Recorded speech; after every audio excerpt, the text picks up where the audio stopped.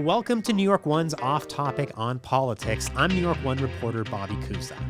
Mayor Mamdani has done it again. For the second time since his election in November, Mamdani went to the Oval Office and seemingly worked his charms on President Donald Trump, winning his support for a major housing project and securing the release of a Columbia University student that was detained by ICE on Thursday morning. We will discuss that, and then we'll talk about the big snowstorm that hit earlier this week and City Hall's response, which was apparently not bad, considering all we've been talking about the past few days is not the storm cleanup, but rather a snowball fight in Washington Square Park that went sideways when the NYPD showed up. So joining me to talk about all of this is first our Ayana Harry, who I think has some opinions about snowball fights. Well, I don't have opinions, but I have information. Right. And it's Good smart answer. analysis. Yes. Yeah, That's the right thing to smart say. takes about Insightful snowball fights. analysis. And Bob Hardt is also here. I was going to say political director. Is that your? I think so. Is that your right title? He's my boss. That's the important thing. El Jefe. And you have power now, right? Back? We only lost power in the Rockaways for our house. We only lost power for 2 hours. Hour and a half on Monday morning. But other people in the Rockaways lost it like almost for the whole day. Our Courtney Gross lost it for a few more hours, but yeah, we were spared badness. Well, again, I mean, if the worst thing to happen to Mamdani coming out of the snowstorm was, getting hit about these snowballs being thrown at cops, I think it's probably a good sign for him and how City Hall handled the cleanup. Although he did also get criticism for for advertising that if you want to work for the city shoveling snow, you need 2 forms of ID, which people criticized him for, which he was just, complying with the law. Which is a good segue, to talking about President Donald Trump. He talked about that during the State of the Union on Tuesday night. We'll get to that separately. First and foremost, we should talk about the mayor's trip to D.C. on Thursday afternoon to meet with Donald Trump, which proved to be a very fruitful trip. I mean, this is now the second time since Mamdani got elected back in November that he went to the Oval Office and came away with some real results, right? Well, the red flag for all of us should have been when we opened our email last night for the mayor's daily schedule, which is usually chock-a-block with stuff. That's a good word too, right? Chock-a-block. Chock-a-block with stuff, and it was empty. Yeah. And so we're all wondering, is the mayor sick? He had a Ramadan event at the last night at City Hall, so everyone was sort of wondering, what's he up to? And then later in the afternoon, the New York Post just had a little tweet saying he's in Washington, D.C. with no details. And then that's when we all started making phone calls. Right. But it wasn't until early afternoon on Thursday that we found out he was meeting with Trump. And I think the meeting was around 3 p.m. Yeah. So this was all kind of hush-hush. And then he has the meeting with Trump. And we don't know what happens until they tweet out this photo. We keep saying tweet. They put out this photo on social media.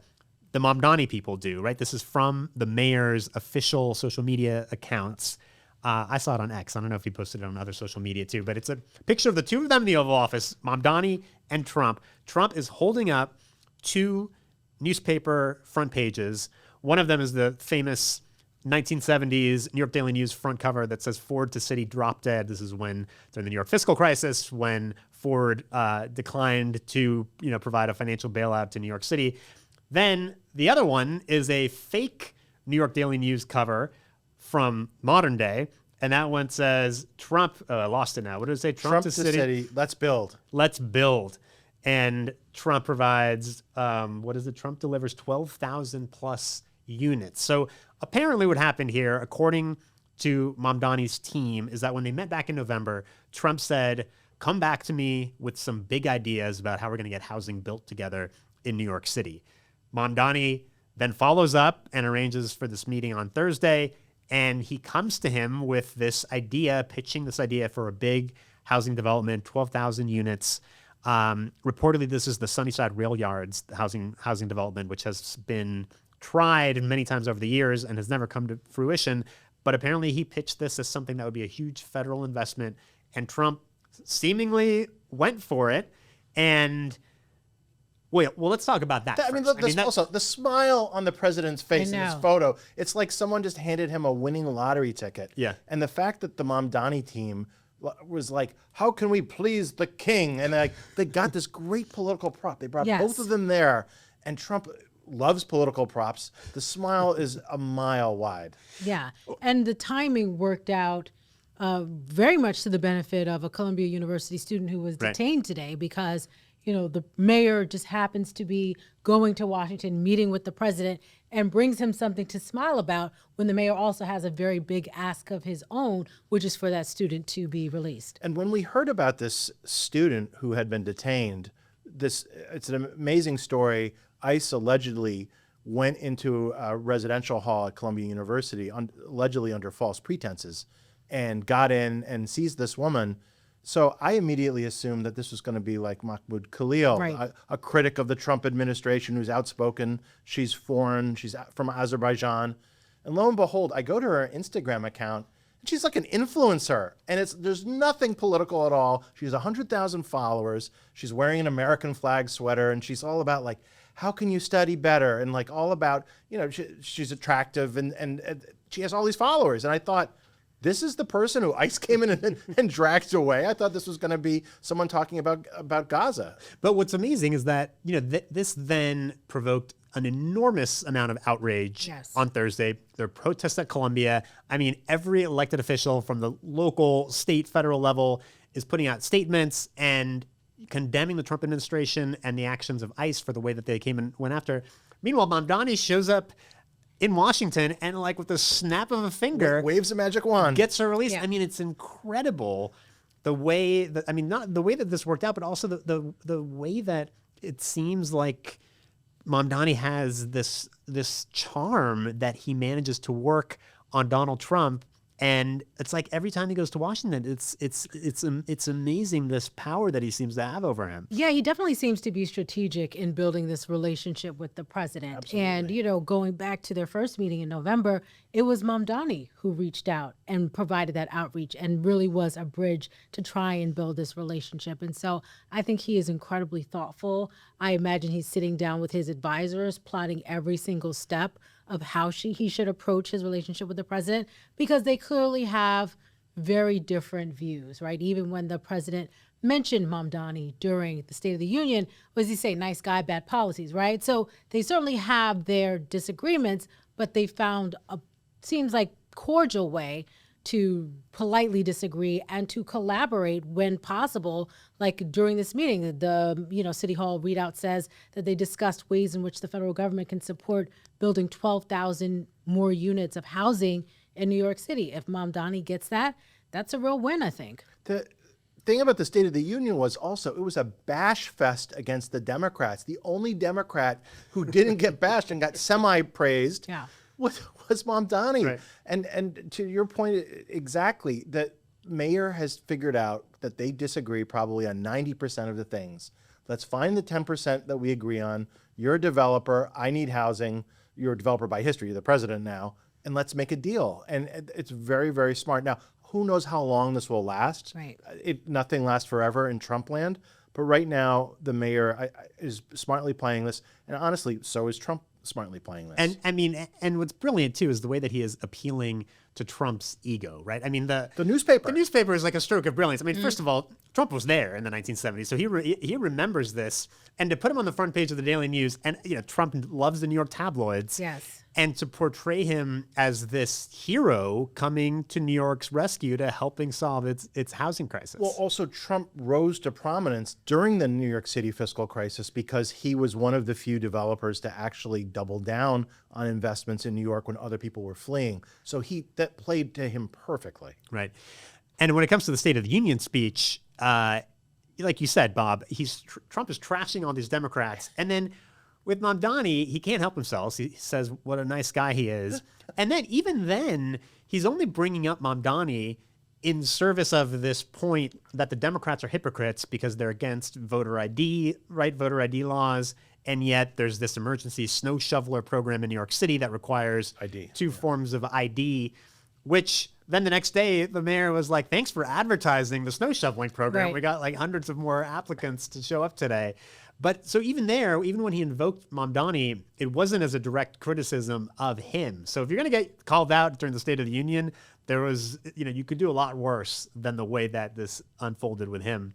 We should also mention that apparently at the meeting, he specifically asked directly that this woman, Almina Agayeva is her name, the Columbia student who was detained, he asked that she be released. He also, according to the mayor's office, handed Trump and his chief of staff a list of 4 additional students who have been detained in New York City and asked the president to consider dismissing their cases as well. One of the 4 is Mahmoud Khalil, who we all know as the pro-Palestinian activist who was detained and could yet again be deported. So we don't know if Trump is going to agree to dismiss charges against any of the others, but at least on the one count, Mamdani managed to secure the win. And it sounded like she was detained allegedly because she dropped out of Columbia supposedly 13 years ago. And that was it. That was enough to get her on the ICE list.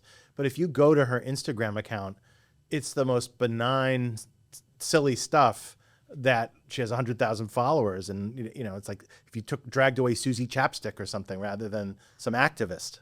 Remember during the primary, I think it was during the primary campaign at a debate when Andrew Cuomo said that Trump would cut through Mamdani like a hot knife through butter. He did, yeah. It didn't really work out that way. Well, they're sort of cutting through each. I mean, they both are politically benefiting from each other. Yes. Yeah, but everybody thought that they were going to be these antagonists, and it has completely worked out in the opposite way. And I mean, you cannot. But by design, it wasn't by coincidence. Right. I think it was quite intentional with Mamdani saying, okay, we've got this president in the White House who can do, all sorts of things that would cause harm to New York City. How do we manage this? And their strategy so far seems to be working. Yeah, I mean, you cannot fault the mayor's record at this point in going to D.C. On the other hand, Elon Musk and Donald Trump loved each other for a couple of months. I'm still waiting for this to go horribly awry, but right now it is amazing to watch.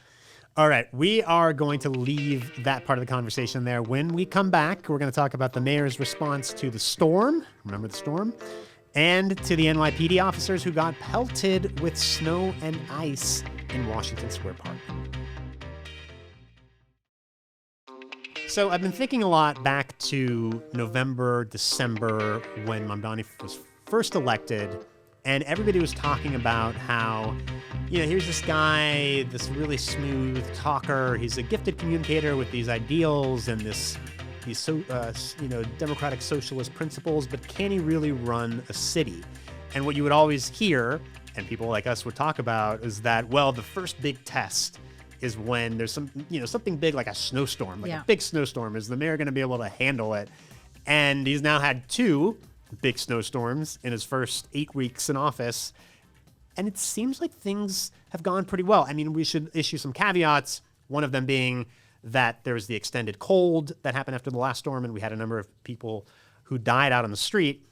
And we should also mention that things didn't go so well in Staten Island this time around, where there was a huge amount of snow and a lot of problems with the snow cleanup. But on balance, I feel like the cleanup to this storm in particular, was hard to nitpick. I think the traffic in both of the storms overall went, with the exception perhaps of Staten Island and the second storm, went well. The deep freeze, there was clearly no sanitation plan in an envelope for the deep freeze to clear intersections for pedestrians. It was lousy being a pedestrian in New York City for several weeks after that first storm. The thing that's helping the mayor in the second storm is the weather. As our John Davitt has pointed out, 2/3 of the snow from the second storm has already melted. I think the mayor has had more political problems handling this snowball fight than he has politically with these 2 storms. Yeah, and we should mention on Staten Island, because I can imagine viewers and listeners on Staten Island are raising their hackles because we're talking about the great snowstorm response. They were hit particularly hard. I mean, unfortunate that Staten Island, the so-called forgotten borough, would get hit the hardest. They had up to 30 inches in some parts of Staten Island, and I saw pictures and video, and we reported on the fact that some streets weren't plowed. So in parts of the city, it didn't go so well, but it could have been so much worse. And again, there are factors outside of your control. The fact that the temperatures were higher in the wake of the storm, I think has helped enormously. But anyway, let's talk about the Snowball fight. And just to set the scene for those who haven't been paying attention to this, including my wife, who I asked about this morning. My wife doesn't really follow the news, like local news, that closely. So sometimes I bounce ideas off her, and I was like, what do you think about the Snowball fight story? And she's like, what are you talking about? So there are lots of people out there who have no idea what even happened in Washington Square Park, which, again, the fact that this was the biggest story of the week after the snowstorm, I think is probably a good sign for the mayor. But basically, this was an organized snowball fight in Washington Square Park, organized by Side Talk, which is, I don't even know how to describe it. It's like an Instagram show, right? I don't know why I'm looking at you, Ayana. I feel like you know this stuff better than I do. Yeah, I would describe them as a, into Instagram social media platform. And they put out a flyer, I guess, they put out notice on social media inviting people to come to what I think they billed as the 3rd annual Washington Square Park snowball fight. Right. A lot of people showed up. Hundreds, dozens at least. It looked like it was all pretty fun. It was all fun and games until someone called 911. Until someone called the NYPD. Right. And just to summarize briefly, police show up. They immediately are pelted with snow and ice. There was guys who had climbed up on the roof of one of the structures in the park, which is the public bathroom. There's guys on top. So they're basically responding to a disorderly conduct call. They get pelted with snowballs. They call for backup. More cops show up. And based on the videos that we've all seen that have circulated online, the cops were not enjoying this. This was not a playful back and forth snowball fight. They're getting, battered with snowballs. It later is reported by the NYPD that a couple of these guys suffered injuries. And then this turns into a whole thing because people are blaming Mamdani somehow on the one hand for this having happened. Ayana, I'll let you take this away. And I guess we should also mention that one man has been arrested. One man has been arrested, yes. So 27-year-old was arrested Thursday morning, police announced. And police announced the charges against him, or I actually had a insightful conversation with a former prosecutor to better understand the process. And so essentially, the charges that the police officers put in their paperwork are assault on a police officer, obstructing governmental administration, and disorderly conduct. And when you look at that first charge, assault on a police officer, that sounds pretty very serious. Yeah, sounds very serious. Although I will note that the assistant DA still needs to meet with the officer, make sure that they can substantiate those charges. And so as of the recording of this podcast, we're waiting for an arraignment to see what the charges the DA's office will actually bring. So there could be a discrepancy there between the charges that the police department has announced and what, prosecutors will feel like they can actually move forward with. But this seems like, particularly for people who are critics of the mayor, there was so much in this incident that they were able to really grab onto and speak out about. I mean, I even heard some folks saying because the mayor said kids can throw a snowball at him because they have to go back to school on Tuesday, that he was inviting people to throw snowballs at police officers. I don't know how they made that connection, but that was the connection that some people made.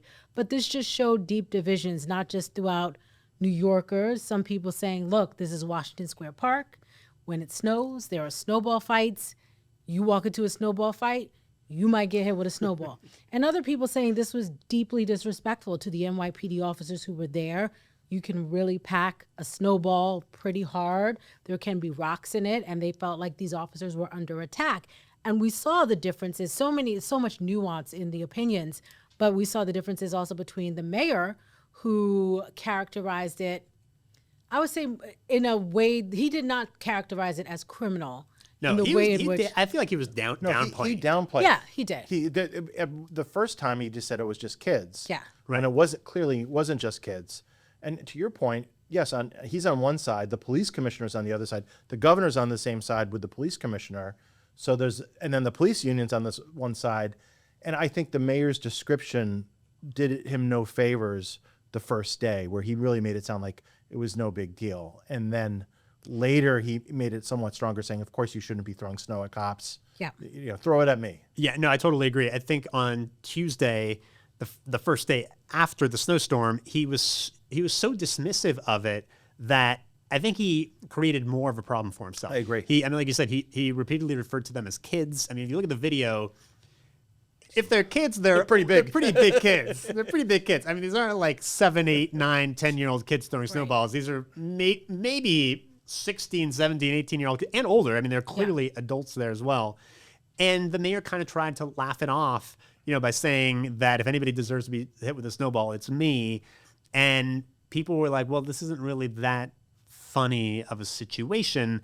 So it didn't really seem to be treating it with the same gravity that all these other people were treating with, including, plenty of Democratic elected officials like Julie Menin, the city council speaker, and Mark Levine. They all put out statements saying that, this is unacceptable. It shouldn't be normalized. Kathy Hochul, like you said. Yeah, but I guess I also wonder too, like, just in casually speaking with friends, I think that they saw it as like very disrespectful to the officers, but not necessarily criminal. Right. And I think there was a wide range of opinions amongst New Yorkers, particularly if you know Washington Square Park. It is a place for all sorts of gatherings that can get, overly excited, if you will. But I think there was also some illicit activity as well that happened. But I think there's also some real political pressure on elected officials to come out strongly against this and to support and express that support of the NYPD. And so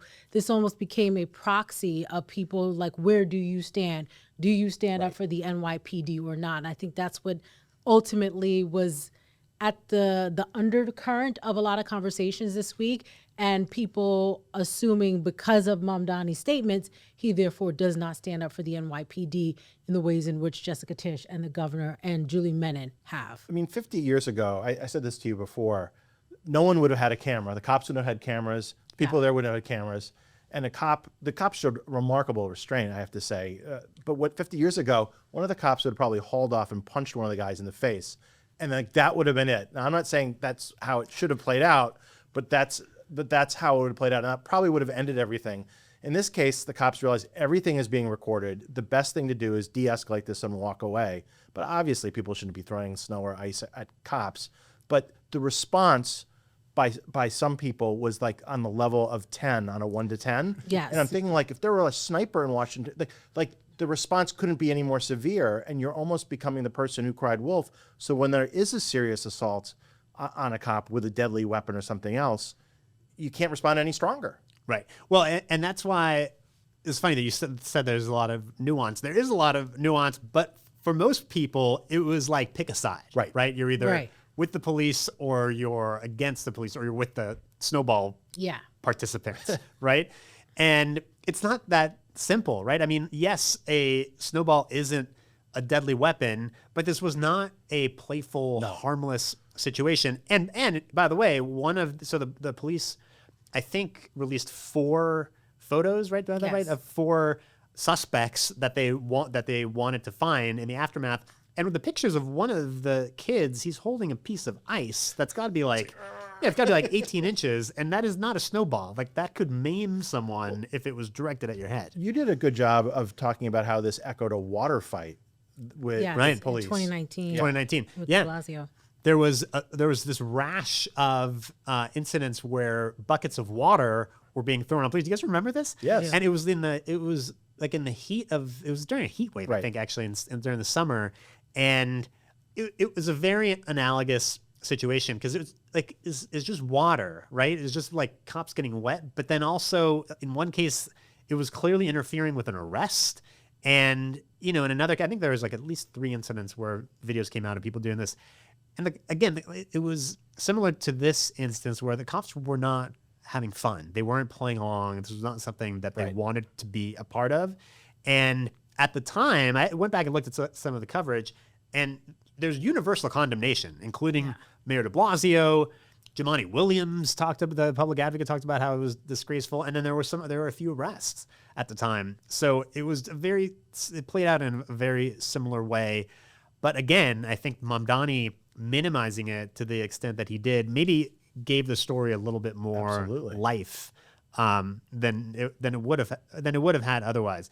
And by the way, Ayana, I know you've been doing some digging on the arrest on Thursday. Yeah. The guy, there was another element to this is that the way the police have characterized some of this stuff, right? Because when they announced that they had made an arrest on Thursday morning, they said, oh, this guy also had a recent arrest for attempted robbery? Attempted robbery, yeah, 3 weeks ago in a Bronx subway station. Which sounds serious, Yes. attempted robbery, but then it's actually on video. It's on video. And so this is someone who's a social media influencer. And, it seems one of his shticks or, scenarios that he was, I don't know what you call them. But shtick. He was, going up to people, confronting them in this sort of hostile way, acting as if they owe him money and, confronting the people to, I guess, see what their reaction would be. And so this is someone who clearly... He confronted the wrong person, apparently. Right. So this is someone who clearly seeks to get a rise out of people and seeks to get reactions and captures those reactions and shares them on social media, which, in turn builds his profile, his followers, his views. But he's not a hardened criminal. Like, we heard that, we're like, wow, they got the bad guy. And we're like, wait a minute, this guy's just an idiot. Right. Right. Like broken windows. You catch the guy through a snowball, and it's actually a hardened criminal. But it seems like that wasn't quite the whole picture. Is there anything else to talk about with the snowstorm response? I thought about mentioning the school closure on Monday. This now feels like ancient history. Yeah. But on Monday, the mayor declared a full snow day, no school, no remote learning, and it seemed to be the right decision. I mean, there were logistical reasons why they didn't do it, including the fact that the storm fell at the end of the week-long winter break, and there was no way for any students who might have needed a device to bring it home from school because of the break. But everybody seemed kind of relieved with the decision. Yeah. I also was sort of taken by how the Diocese of Brooklyn and the Archdiocese of New York had like different responses. So like every borough, for Catholic schools. So the Bronx and Manhattan had Catholic school.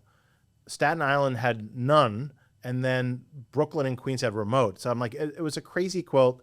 If you look at attendance at school on Monday, the public schools, I think it was something like 60-something%. On Tuesday. On Tuesday, rather, yeah.